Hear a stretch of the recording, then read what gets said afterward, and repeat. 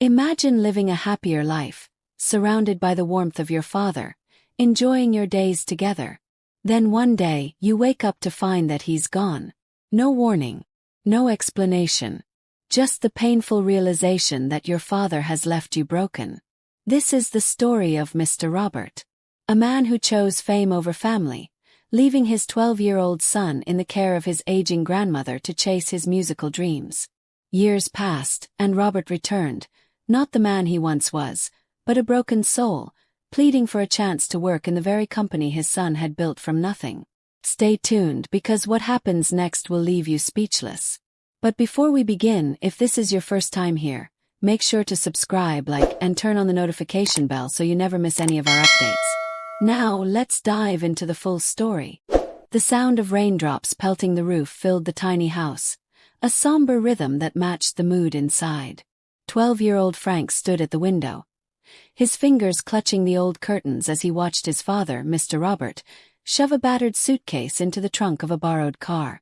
The headlights sliced through the downpour, casting eerie shadows on the peeling walls of their home. "You're leaving." Just like that, Frank's voice cracked as he turned to face his father, the man who had been his world despite the struggles. Mr. Robert avoided his son's piercing gaze, focusing instead on adjusting the strap of his guitar case. "It's an opportunity one can't pass up, Frank. You'll understand one day." His tone was soft, almost apologetic, but the words carried no weight. Frank's grandmother, a frail woman with a kind face worn by years of hardship, stood silently in the corner. She had said nothing since the news broke. Her presence was a testament to her strength, but even she couldn't hide the sadness in her eyes. Frank refused to cry. Instead, he forced his voice to remain steady. "You promised we'd get through this together. You said we were a team." "We are," Robert said, his voice wavering. He reached into his pocket and pulled out a small, wrapped object. "This is for you. Something to keep you busy." Frank took the package reluctantly, unwrapping it to find a dusty, old laptop. It was far from the sleek machines he'd seen in electronics stores. This was a relic, chipped and stained, but it was the last thing his father would ever give him. "I'll send for you when things settle down," Robert added, forcing a smile that didn't reach his eyes. "I'll make us proud, Frank. I promise." As the car engine roared to life, Frank watched from the porch, the rain soaking through his clothes. The tail lights disappeared into the distance, leaving a cold emptiness behind. That night, sitting by the dim light of a single bulb, Frank powered on the old laptop. The screen flickered to life, and for the first time, he felt a spark of determination. If his father had left to chase a dream, then Frank would build something of his own. Frank quickly learned that survival demanded resourcefulness. With his grandmother's health declining and bills piling up, he couldn't rely on anyone but himself. School became an afterthought as he focused on keeping their tiny home running. One morning, while walking home from school, Frank noticed a group of mechanics laughing and working on a car near a workshop. Intrigued, he lingered at the edge of the garage, watching their deft hands and easy camaraderie. "What are you staring at, kid?" one of the mechanics, a burly man with grease-streaked overalls, asked gruffly. I just want to learn," Frank said honestly. The man chuckled. "Learn? You're better off staying in school." "I can work," Frank insisted. "I don't need much. Just teach me." After a moment of hesitation, the man shrugged. "Fine. Grab that wrench and tighten this bolt." It began with small tasks, tightening bolts, cleaning tools, running errands. But Frank watched and listened closely, absorbing every detail. Within weeks, he was fixing small appliances and gadgets brought in by customers, earning small tips that helped buy groceries and medicine for his grandmother. Frank's curiosity extended beyond the workshop. He began picking up broken electronics, studying their mechanics and fixing them to resell. Every mistake taught him something new, and every sale boosted his confidence.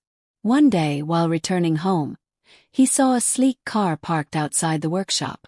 A man in a suit was arguing with a mechanic about a malfunctioning device. Frank, sensing an opportunity, stepped forward. "I can fix it," he said. The man raised an eyebrow. "You? A kid?" "Let me try," Frank insisted. Minutes later, the device was functioning perfectly. The man, impressed, handed him cash and a business card. "You're talented. Keep this up, and you'll go far." Frank pocketed the money and the card, feeling a rare surge of pride. For the first time, he realized that his skills could be more than a means of survival. They could be the foundation of something bigger. The days blended into weeks as Frank juggled jobs at the mechanic shop, fixing appliances at home, and caring for his grandmother. The weight of responsibility could have crushed him, but instead it forged his resolve. Every challenge felt like a stepping stone, and every accomplishment, no matter how small, fueled his ambition. One evening, while Frank was repairing a motorbike, the burly mechanic, Mr. Jakes, leaned against the doorway of the shop, watching him work. "You've got a knack for this," Jake said. Frank shrugged. "It's just problem solving." "It's more than that, kid. You've got hustle. Keep this up, and you'll be running your own shop someday," Jake said with a rare smile before heading back to his workbench. The words lingered in Frank's mind. He hadn't thought about owning a shop, or anything for that matter. His focus had always been on surviving, but the idea of creating something of his own started to take root.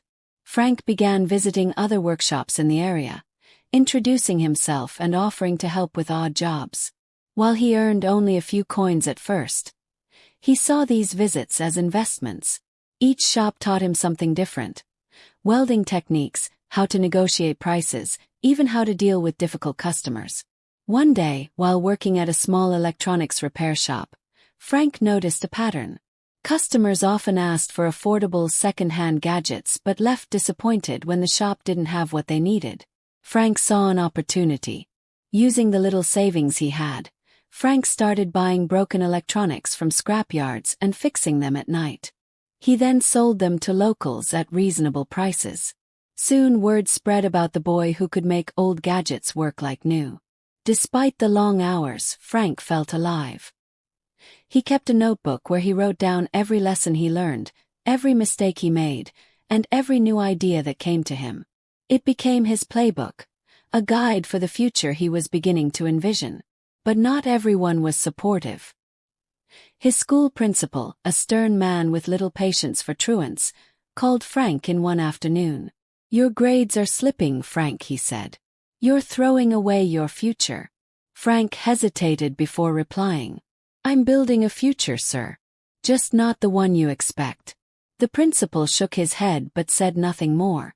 Frank left the office with his resolve even stronger. He didn't need approval. He needed results. That night, as Frank tinkered with a damaged radio, his grandmother called him into her room. Her voice was weak but full of concern. "Frank, don't lose yourself in work," she said. "You're still a boy. Don't forget to live." Frank nodded, but he didn't reply. He couldn't afford to stop. Not now. At 16, Frank's small venture had grown into a modest operation. His bedroom was now a cluttered workshop, with shelves of tools, wires, and half-assembled gadgets. Customers knocked on their door daily, and Frank always greeted them with a smile, even as exhaustion weighed on him. One afternoon, while delivering a repaired television to a customer, Frank met David Chen. Chen, a retired entrepreneur with a sharp eye for talent, was in town visiting family. Spotting Frank struggling with the TV, he stepped forward. "Need a hand?" Frank hesitated but nodded. As they carried the TV together, Chen struck up a conversation. "You're young to be running a business," he remarked. Frank smiled sheepishly. "It's not much, but it keeps us going." Intrigued, Chen asked to see Frank's workspace. Hesitant but eager to share his passion, Frank led him to the cramped room filled with buzzing gadgets. Chen was impressed. "You've got something special here," Chen said after inspecting Frank's projects. "But you're missing structure." "Let me help." Frank blinked in surprise. "Why would you want to help me?" Chen laughed.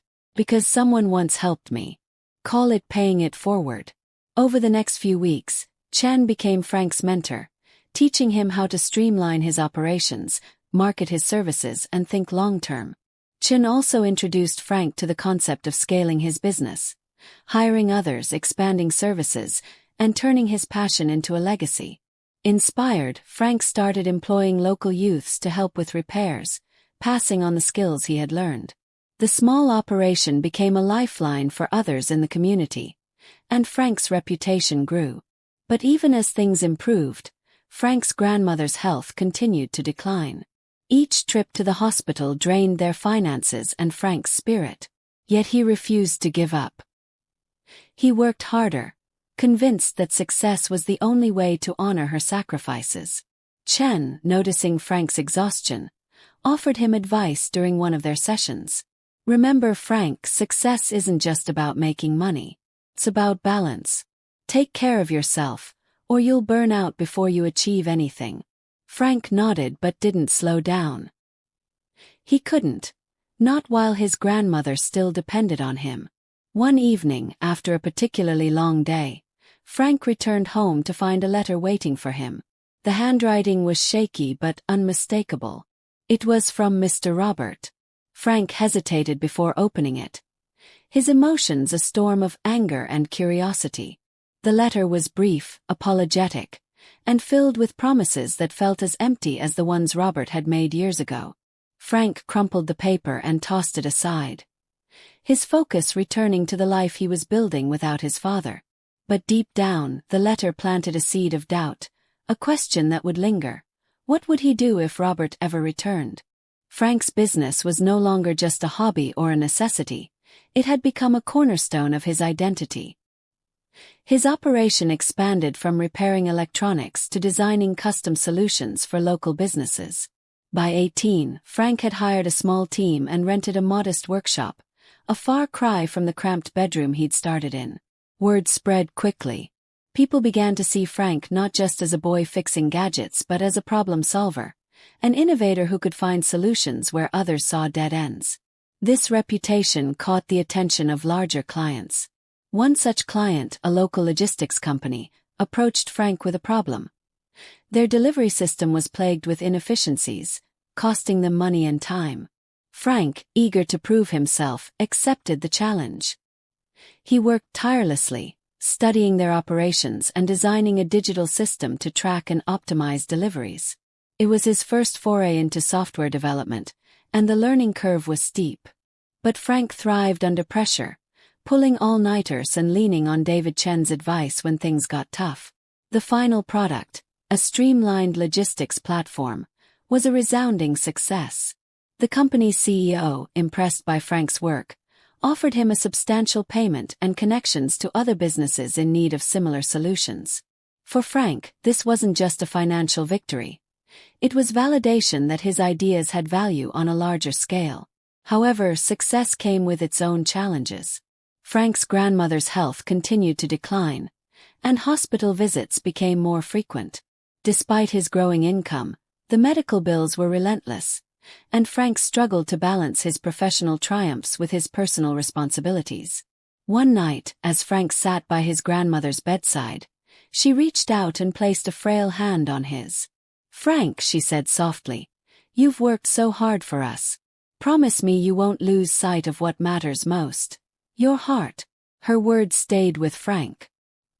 He realized that while he was building something incredible, he hadn't taken a moment to reflect on his journey or the relationships that mattered most. The next day, Frank made a decision. He used part of his earnings to renovate their home, turning it into a comfortable space where his grandmother could spend her remaining days in peace. He also hired help for the workshop, delegating tasks so he could spend more time with her. But even as Frank tried to balance his life, a storm loomed on the horizon. A familiar face was about to re-enter his world, bringing with it the chaos he had worked so hard to leave behind. The day started like any other. Frank was in his workshop, surrounded by the hum of tools and the chatter of his team. He was reviewing a new project proposal when one of his employees hesitantly knocked on his office door. "There's someone here to see you," the young man said. "Who is it?" Frank asked without looking up. The employee hesitated. "He says he's Your father.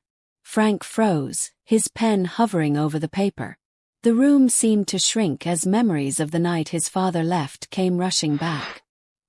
He had thought about this moment for years, rehearsing what he would say, but now that it was here, he felt unprepared.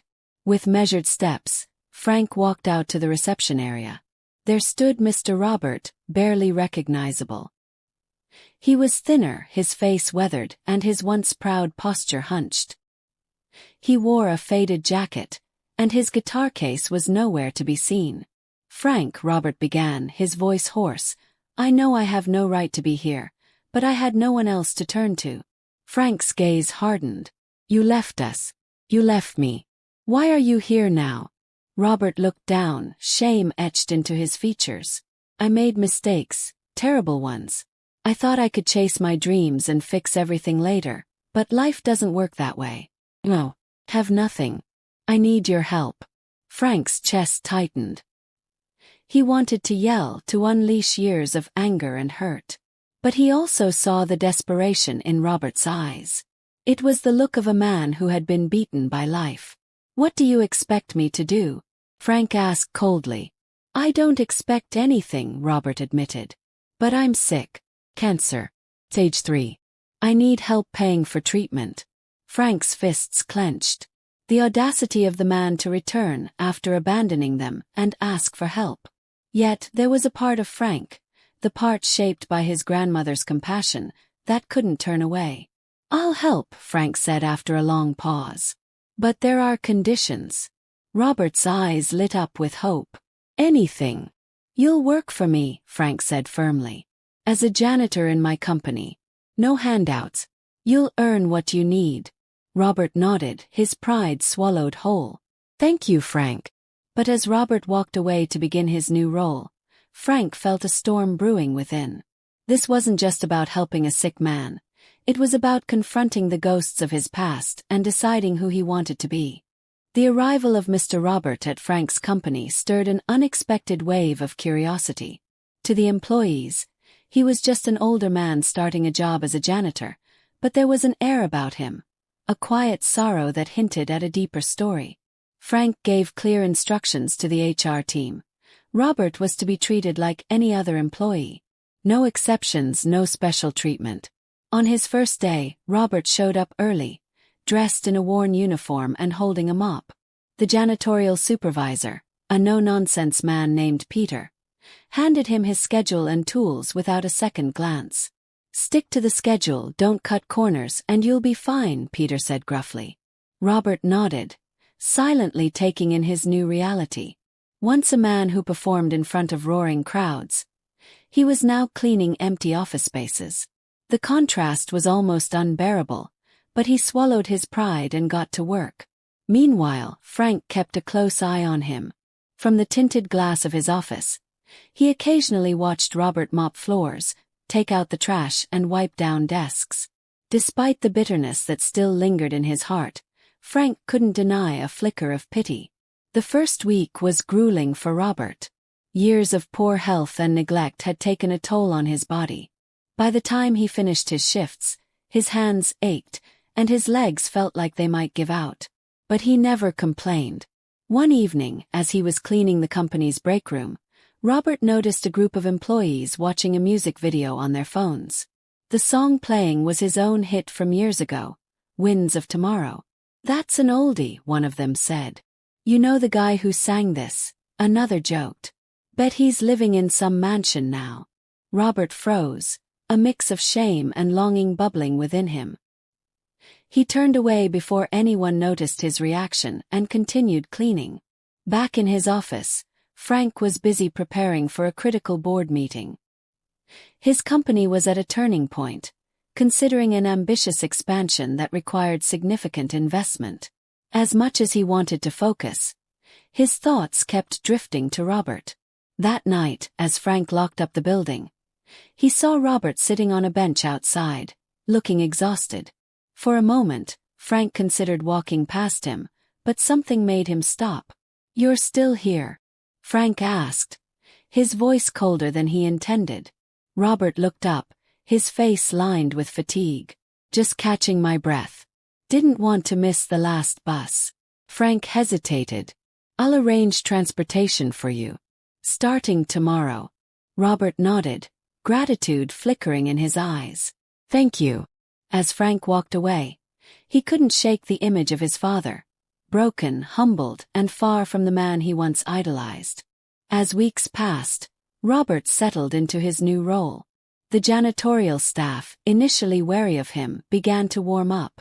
Robert had a quiet charm, and his work ethic earned their respect. Among them was a young janitor named Tommy, whose curiosity often led to conversations with Robert. You ever play music?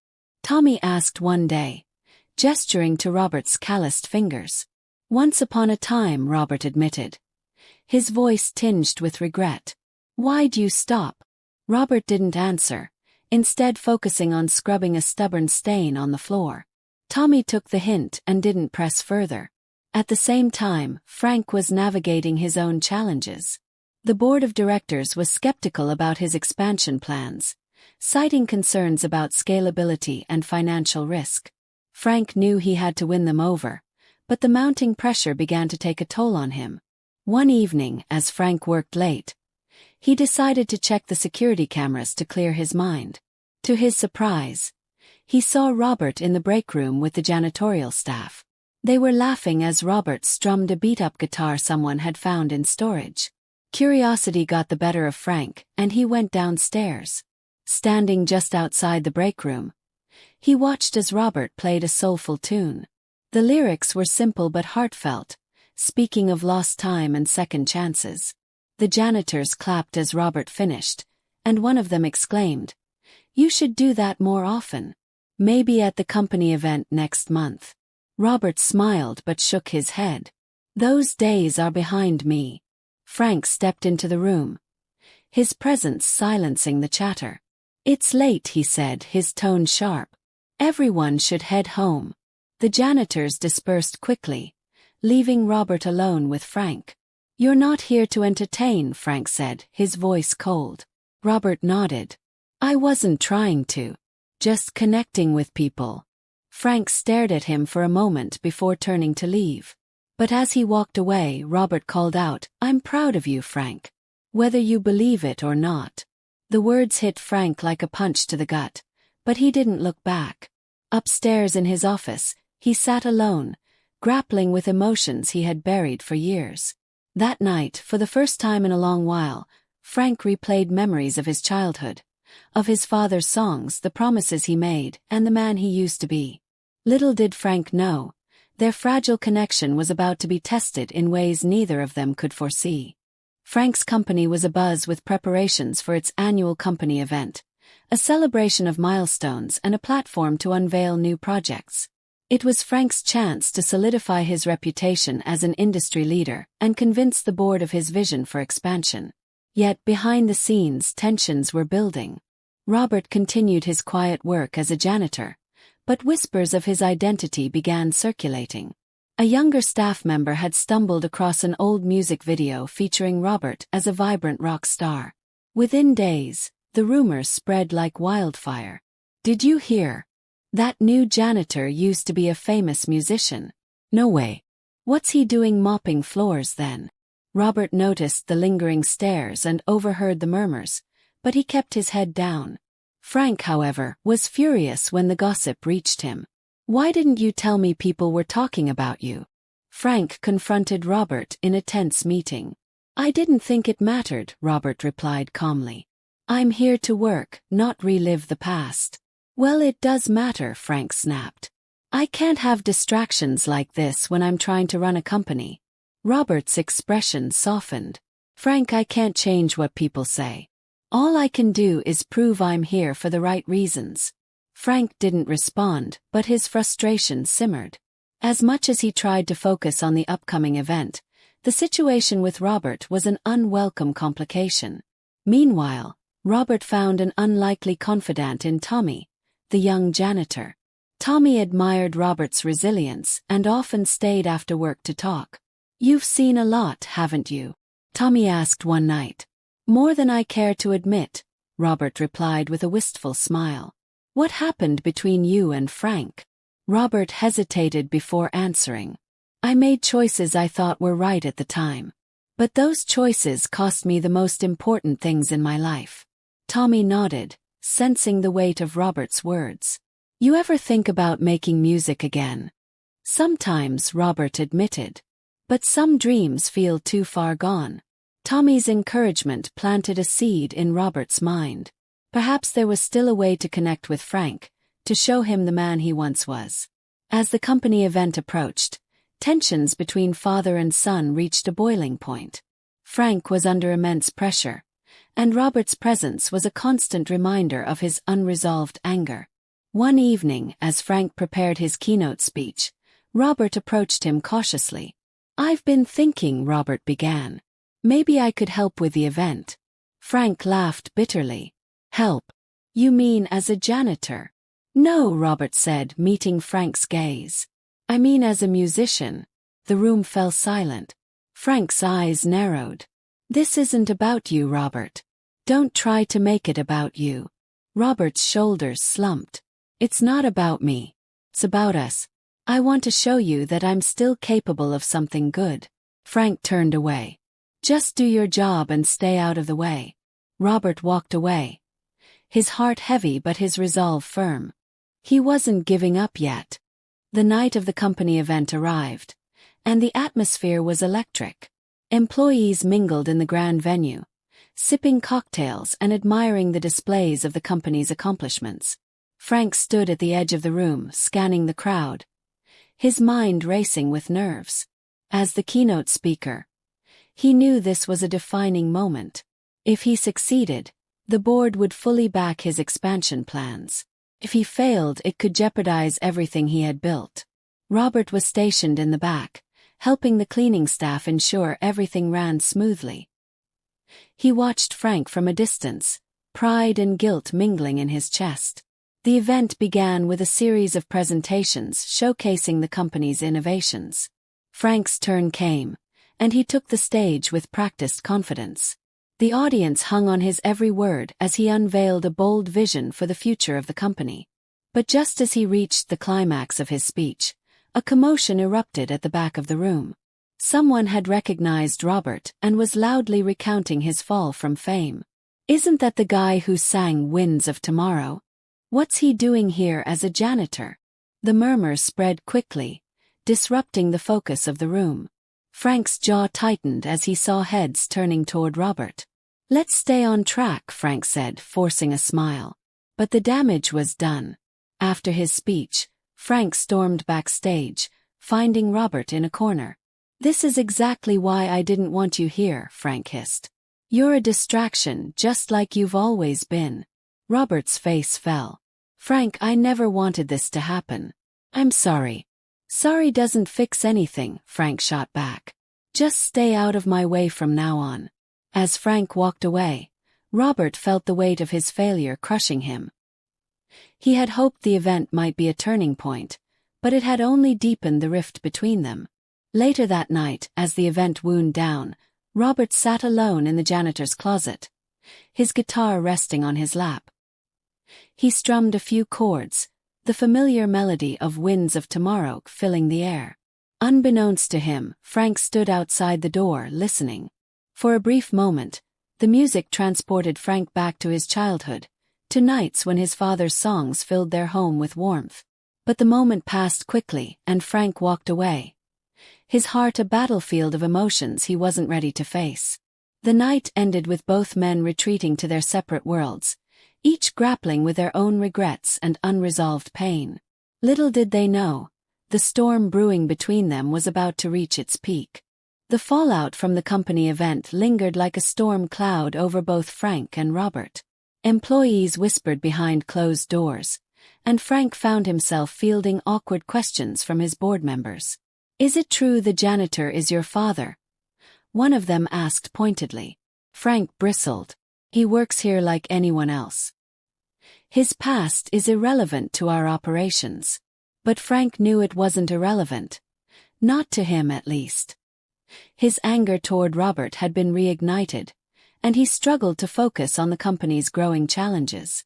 Robert, meanwhile, carried the shame of the night like a heavy weight. His attempts to reconcile with Frank seemed to have backfired, and the whispers among the staff made him feel more isolated than ever. The janitorial staff continued to support him, with Tommy in particular urging him to keep his head high. "You can't let them win," Tommy said one evening. "If they see you break, they'll think they were right about you." "I'm not worried about them," Robert replied.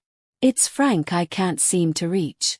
Despite his words, Robert found solace in small acts of kindness. He began using his free time to clean and organize spaces beyond his assigned duties, leaving little touches that brightened the day for employees. Flowers on desks, motivational notes left in break rooms, small gestures that didn't go unnoticed. One day, Robert overheard two employees talking about Frank's upcoming presentation to the board. They mentioned the immense pressure Frank was under to secure funding for the company's expansion. "He's got a lot riding on this," one of them said. "If the board doesn't back him, it could stall everything." Hearing this, Robert felt a pang of guilt. Despite his own struggles, he couldn't ignore the fact that Frank was fighting his own battles. He decided to help in the only way he could think of. Late that night, after the office had emptied, Robert snuck into the boardroom. He spent hours cleaning and organizing the space meticulously, making sure everything was perfect for Frank's presentation. He even left a note on the table. "Good luck.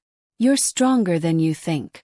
The next morning, Frank walked into the boardroom and saw the note. He stared at it for a long moment before crumpling it in his fist. Yet, something about the gesture lingered with him throughout the day. As Frank prepared for his board presentation, his mind was clouded with memories he couldn't suppress. He thought back to his teenage years, the loneliness he felt after Robert's departure, and the hours he spent writing unsent letters to his father. Unbeknownst to Frank, Robert was also revisiting the past. While organizing his belongings in his small storage room quarters, he came across an old box he had carried with him for years. Inside were dozens of unsent letters he had written to Frank during his rise to fame but had been too ashamed to send. Robert picked up one letter, dated years ago, and read it aloud. "Dear Frank, I know I've let you down. Every day I think about you and wonder if you're happy, if you're safe. I wish I could go back and make better choices. You deserve so much more than I gave you." Tears welled in Robert's eyes as he realized how much time he had lost. He decided it was finally time to share the letters with Frank. The opportunity came that evening when Frank worked late at the office. Robert approached him cautiously, holding the box of letters. "What's this?" Frank asked, eyeing the box suspiciously. "Letters," Robert said quietly. "Ones I wrote to you but never sent. I thought you should have them." Frank hesitated, his emotions a mixture of curiosity and resistance. "Why now?" "Because it's never too late to try," Robert replied. Frank took the box but didn't open it. "I don't have time for this," he said curtly, placing it on his desk and turning back to his work. Robert nodded, a flicker of hope still in his eyes. "Take your time. That's all I ask." That night, as Frank sat alone in his office, he opened the box. The letters, written in Robert's familiar handwriting, revealed a side of his father he had never known, a man full of regret, love, and longing for the son he had abandoned. One letter stood out. "Frank, you've always been my greatest song. Even if I've failed you, you've never failed to inspire me. I hope one day you'll forgive me." Frank closed the letter, his heart heavy with conflicting emotions. For the first time, he began to wonder if reconciliation was truly possible. Meanwhile, Robert sat in his storage room, strumming his guitar softly. The melody was one he hadn't played in years, but it carried with it a glimmer of hope, a hope that maybe, just maybe, he and Frank could find their way back to each other. The stage was set for a turning point, but both men knew the journey ahead would not be easy. The days following Frank's discovery of the unsent letters were filled with a whirlwind of emotions he couldn't quite articulate. He buried himself in work, ignoring the box of letters on his desk. But the words from those he had already read lingered in his mind, stirring memories he had long suppressed. Robert, meanwhile, sensed the shift but remained cautious.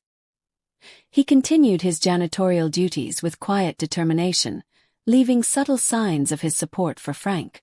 Every night after the office emptied, Robert tidied Frank's workspace, leaving small touches: a cup of coffee, a cleaned whiteboard, a refiled stack of papers. But tensions boiled over during an emergency meeting of the board. The company's reputation had taken a hit after an online video of Robert playing guitar in the janitor's closet went viral. The clip, while heartwarming to many, raised questions about Frank's decision to employ his father in such a role. "Is it true the man in the video is your father?" one board member asked bluntly during the meeting. Frank hesitated before answering. "Yes, but his employment here is not connected to his past." The room buzzed with murmurs. "This is a distraction," another member argued. "We need the public's focus back on the company, not on your personal matters." The tension in the room mirrored the growing pressure on Frank. After the meeting, he stormed into Robert's storage room, his frustration boiling over. "Do you have any idea what you've done?" Frank snapped. Robert looked up from his guitar, surprised. "What are you talking about?" "That video of you playing. It's everywhere," Frank fumed. "Now the board thinks you're a liability." "I didn't ask for that video to be shared," Robert replied calmly. "I was just playing for myself." "Well, it's costing me," Frank said bitterly. "Maybe you should think about leaving before you make things worse." Robert's face fell. "If that's what you want, I'll go." But as Robert packed his belongings that night, Tommy stopped him. "You can't leave," Tommy pleaded. "You're the only one who makes this place feel human." Robert sighed, torn between his desire to fix things with Frank and the realization that his presence might be doing more harm than good. The tension between Frank and Robert reached its breaking point the next day when Frank, overwhelmed with stress, lashed out at an employee during a staff meeting. His frustration stemmed not only from the board's scrutiny but also from the unresolved emotions brought up by Robert's letters. After the meeting, Frank retreated to his office, shutting the door behind him. He stared at the box of letters, the words within them echoing in his mind. Finally, he picked up one more letter and began to read.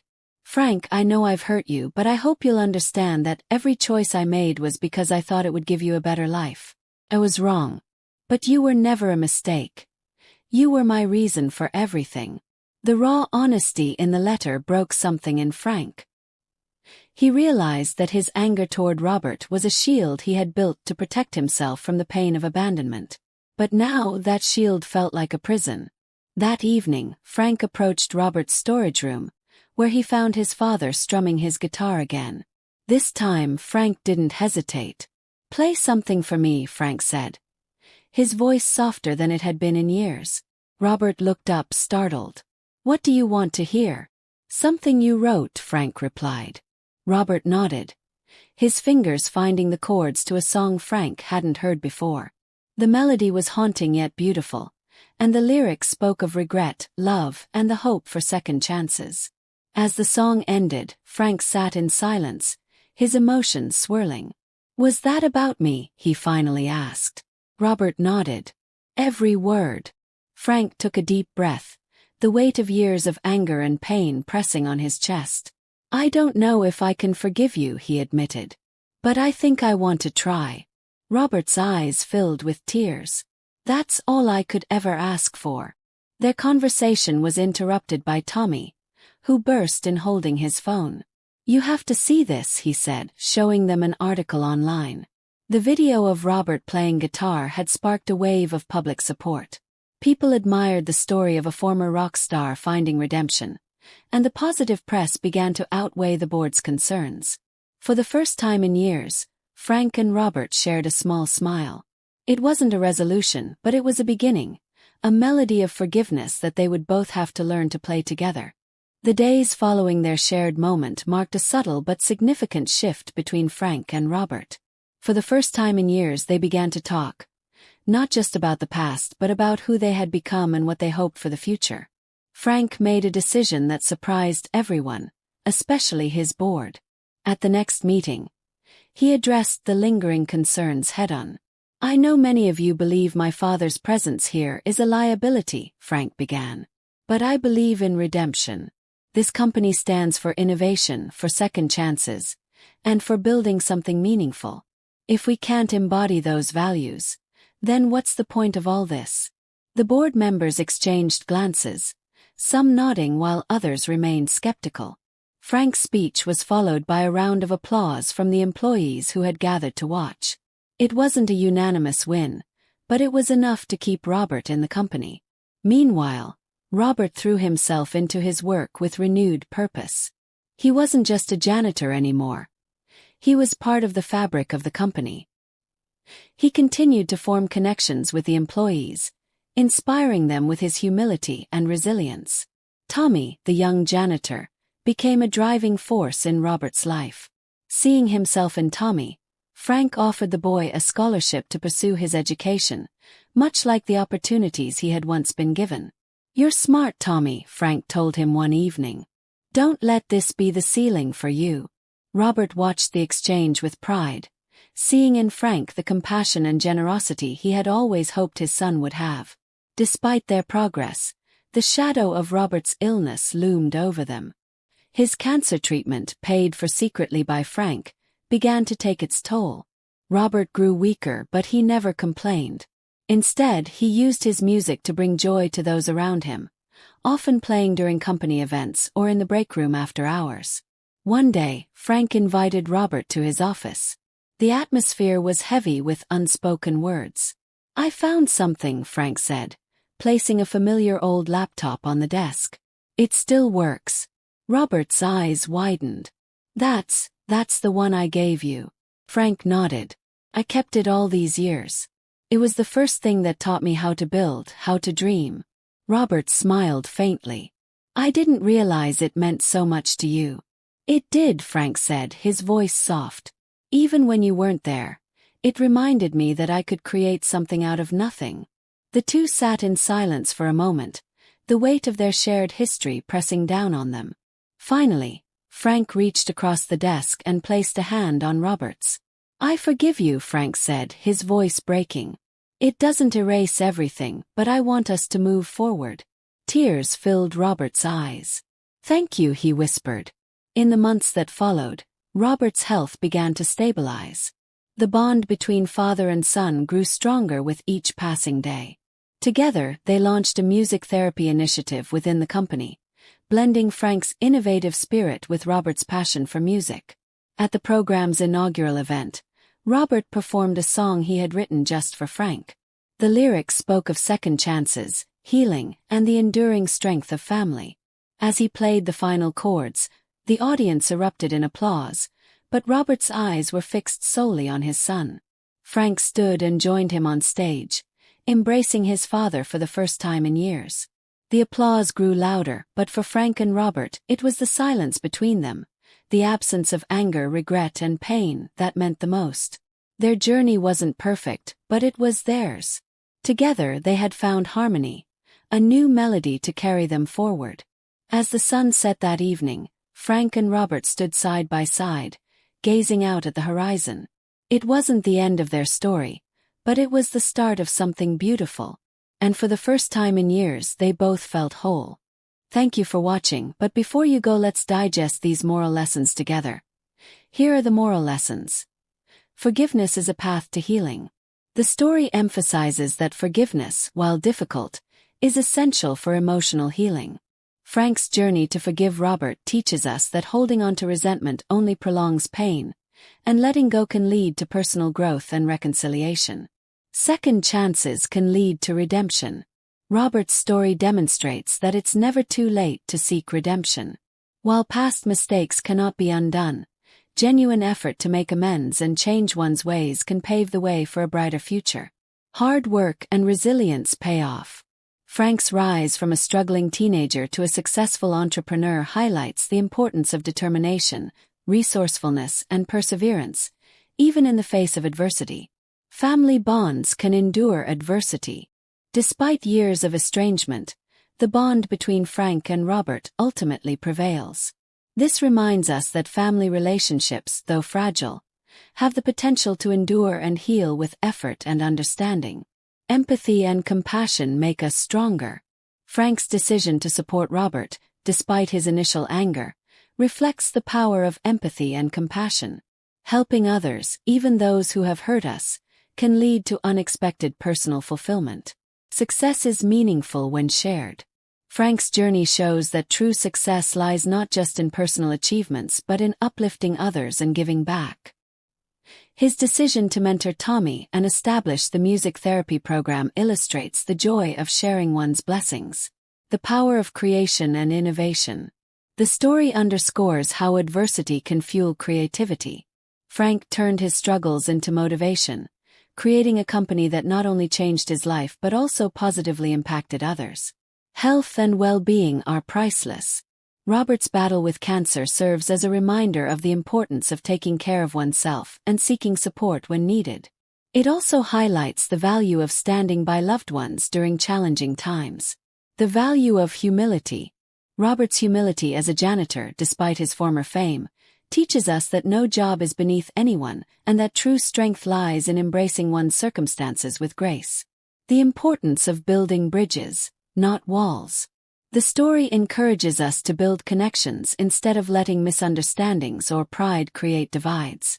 Frank and Robert's reconciliation shows that rebuilding relationships is possible with time, effort, and a willingness to listen. If this story moved you, please share it with your loved ones. It might inspire someone else who needs to hear it.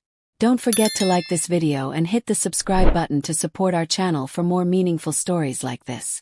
We'd also love to hear your thoughts. What lessons stood out to you the most? Share your ideas and reflections in the comments below.